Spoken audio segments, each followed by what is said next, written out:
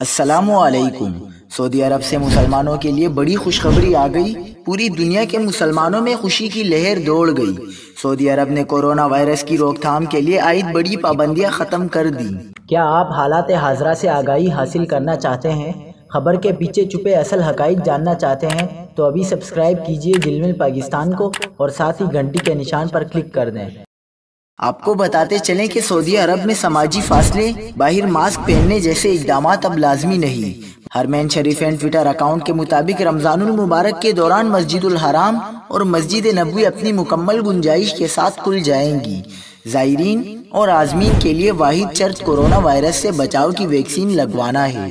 مسجد الحرام میں نماز کی ادائیگی اور مسجد نبوی کی زیارت کے لیے اجازت لینے کی شرط ختم کر دی گئی اور توکلنا ایپلیکیشن پر ویکسینیٹڈ ظاہر کرنا کافی ہوگا۔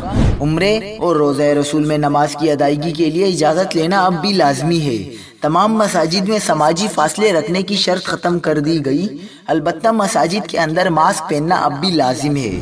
مملکت آنے والے مسافروں کو ادارہ جاتی یا گھروں میں قرنطینہ کرنے کی ضرورت نہیں ہوگی۔